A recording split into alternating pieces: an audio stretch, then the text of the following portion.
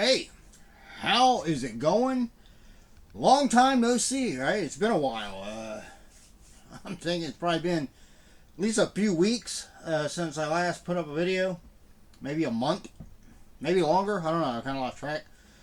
I've been gone for a little bit. I mean, I've been here, but I haven't done any videos because I haven't actually really bought anything to generate any content. I had property taxes that I had to pay in July, and that always kind of sets me back for a couple of paychecks because that's $600 because I pay the first half in February and then the second half in July, and that's taken out of the money that I would normally from month to month use to pay my other regular bills. So then I have to play kind of catch up over the next couple checks to get caught back up to where I'm paying everything like 2 weeks before it's due. Now I'm kind of caught back up again. So when I went to the store to get some dog food today, I decided to just buy a pack of cards. So you'll start seeing me hopefully a little bit more. We'll see. In other news, of course, by the time you're watching this, we've already went, but today is Saturday, the 20th of September, and tomorrow, my daughter and I are going to Point Pleasant, West Virginia for the Mothman Festival. It'll be the first time in like a couple years that her and I have been able to just take like a road trip, just the two of us. So I'm looking forward to that. Future video, I'll let you know how enjoyable it was. We have got a pack of Panini Contenders 2024 Football. Let's see what we pull out of here. Alright, we have got Ramondre Stevenson.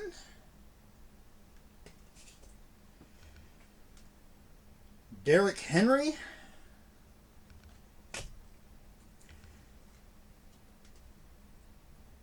Patrick Mahomes. Don't hear much about him these days. Not like you used to. DK Metcalf. Amon-Ra St. Brown.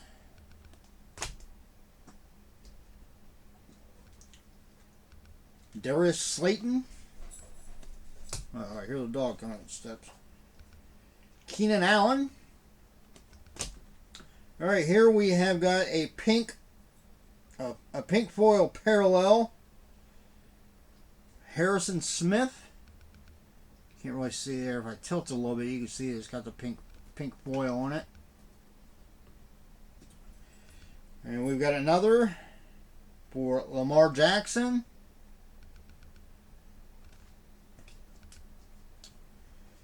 And a third one for Travis Kelce.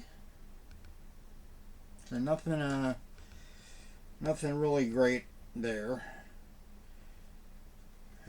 AJ Brown. We have got a rookie draft class, Jalen McMillan.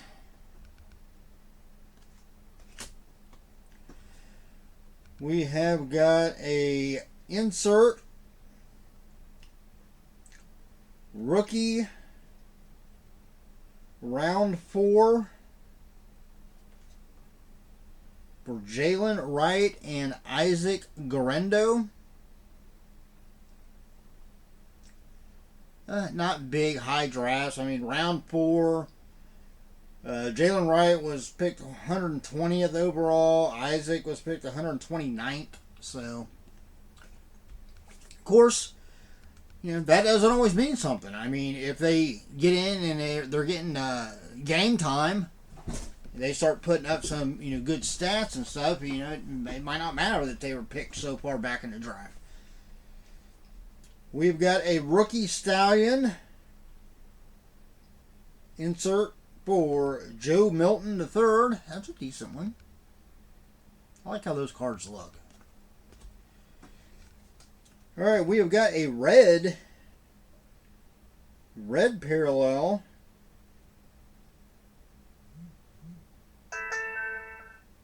for the 1987 NFL Draft.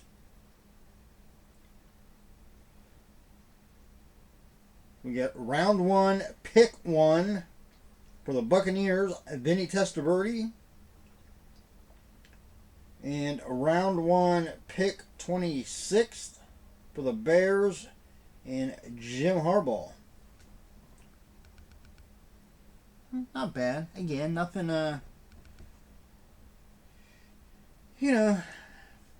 nothing amazing. But I mean, that might be a $1 or $2 card, maybe. I think I paid like $8 or $9 for the pack, so. All right, we have got Drake London, Trevor Lawrence, Deebo Samuel, Javonte Williams, Alvin Kamara, Justin Herbert,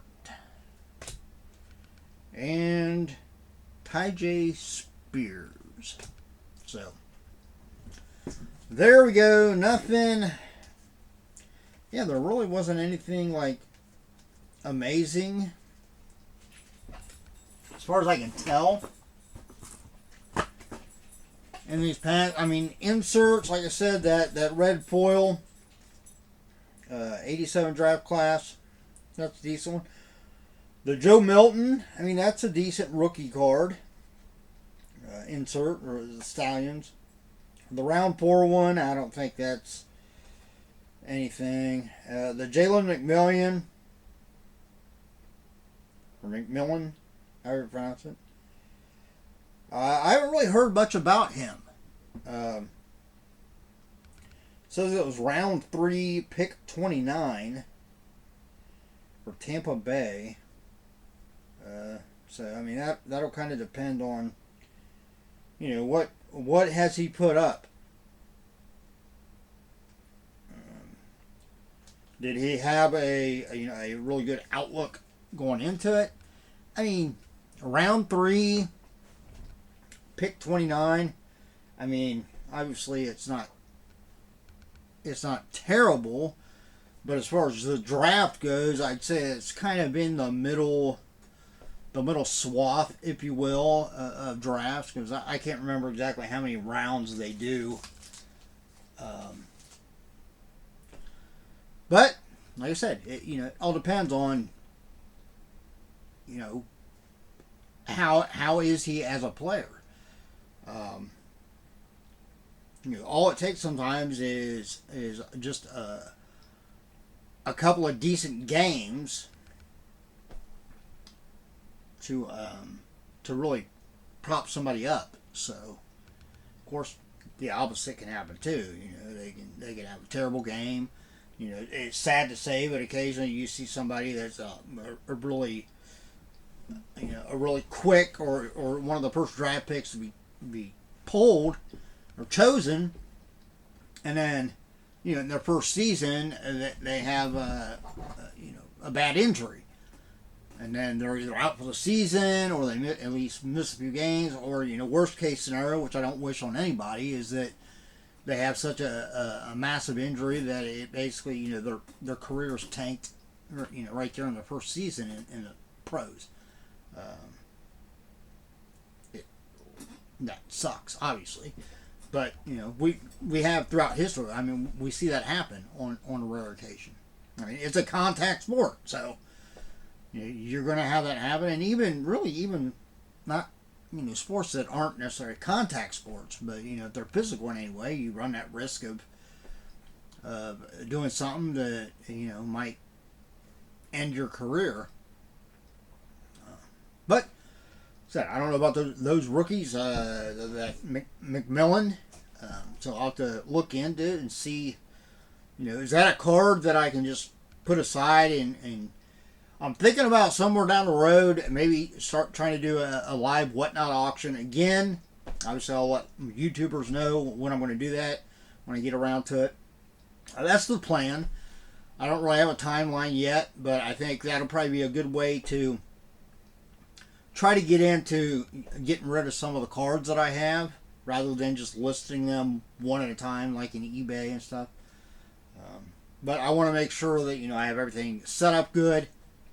I'll probably do it up here, but I'm going to look at getting another light for up here, so I don't have to just rely on the overhead lights and the little light I have here. Something I can put off probably over here on this side, so it shines, so it's not shining directly towards me, but you know, from the side. But we'll see when I get around to that. But yeah, once I have everything and I'm comfortable knowing I'll be able to do a live auction without a hitch, I'll probably broadcast a little bit, put some feelers out there, at least a few weeks in advance. Hopefully get a decent amount of people. You know, it'd be nice to have at least like 20 people in the auction, if not more. Because if you don't have at least a decent amount of people, it tends to be sometimes almost a waste of time, because you need enough people in there to where you get a couple of bids back and forth. Otherwise, you're not going to make any money at all. And in a lot of cases, you're not even really going to break even. You just end up losing. So, I don't know. We'll see. But in the meantime, like I said, I am going to look at here, buying a few things here and there. I've got a little bit of money right now, so I might go on Amazon or what, see what kind of like mystery boxes I can find. Maybe find something that I haven't done in a while, or something I've never done before. We'll see how that goes. We'll see what I can find. I've been leaning towards maybe getting another mystery box from the vinyl place that I bought from before. I mean, I haven't pulled anything vinyl record wise out there, you know, that was outrageously amazing. But I have pulled in the past. I have pulled a few that I've ended up selling.